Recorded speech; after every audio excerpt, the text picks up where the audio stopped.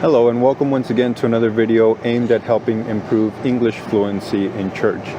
So I have to start this video with an apology because some time back somebody asked me about taking the prayer and I said taking the prayer was fine.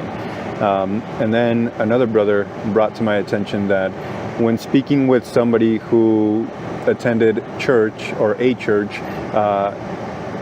and as friends, he said take the prayer and the person replied take the prayer where, as if it were a thing that you were taking somewhere. So apparently taking the prayer is not, for the person who speaks during the prayer, is not the correct way of saying it or is not a commonly used expression. See, I understood it as taking a class, but apparently it doesn't work like that. So I do apologize. Don't use take the prayer. So I've also seen used preside the prayer, and preside is a good word, but it's not used that way or it doesn't work like that. So these are the three alternatives I would recommend. Preside over the prayer, hold the prayer service, and simply speaking. Who's speaking in today's prayer? Something like that. Now, the fourth alternative, I guess, would be in English, people tend to use who's leading the prayer service or leading the worship service. I don't think it applies the same way with us in our church communities. So I would stick to the first three. Preside over the prayer, holding the prayer, who's holding the prayer today, as in who's speaking, and or who is speaking, simply put, not taking the prayer and not presiding the prayer, just not like that. Second point I wanted to make in this video was something someone brought up about youth. So in church we say a lot Jovenes y Senoritas. So the issue with that is that in English there's no easy way to say Jovenes y Senoritas. The word is youth. Sometimes I've heard brothers kind of start their phrasing like that, saying jóvenes as in youths, and then they don't have another word for the sisters.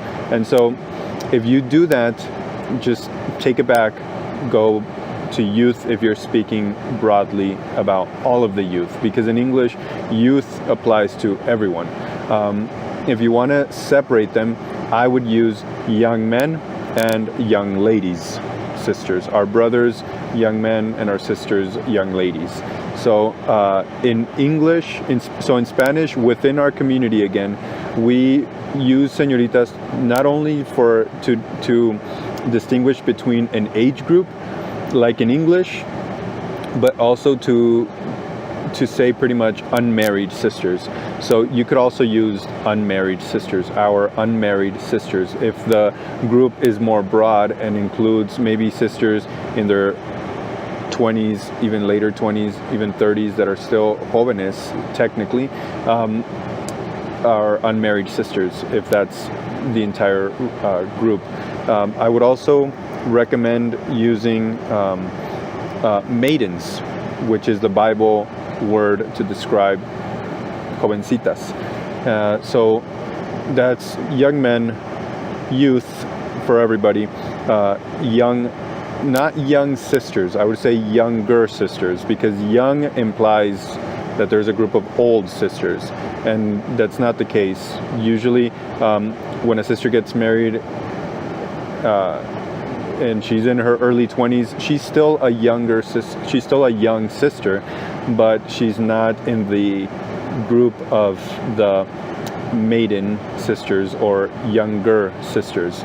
So I would make that, because you don't want to say young and old sisters, you want to say our younger sisters. Kind of just a more polite way of phrasing that. Last point, criaturas. In church, it's an often used word, criaturas, to refer to people. But in English, so in Spanish, criatura has the cría in it, which is young or offspring in English. But in English, the word creature doesn't have that same root word. The root word would be created or creation. Something created, like a thing that was created. So if you hear criatura in Spanish and want to translate it to English, I would suggest just using the group that is being referred to. So if the criaturas are people, just say people. If they're animals, say animals. But I would try to avoid the word creature, even though it's used in the Bible. So in some cases, it's acceptable if you're referring to something that was created, or even people created by God. They are creatures of God, creation of God, creations of God. So there's nothing wrong with the word creature. What my point is, it just doesn't always mean the same thing, because that root word is not the same. Cría and created is not the same. So again, cría would be more like offspring or the young of something. So it just doesn't carry the same connotation. So those are the 3 things I wanted to mention in this video. Please stick around for more things. Please suggest more things. A lot of these suggestions or tips I get private messages about, and so maybe you don't see them in the comments, but they are being mentioned, and so I just wanted to bring those up. Please continue to suggest. I'm learning. It's hard for me to stop using Take the Prayer because I'm so used to it, but I'm learning, and I appreciate my brothers who have pointed it out, and I apologize to those who I misled. So keep bringing things up, please. We appreciate your feedback, your suggestions, and again, God bless you.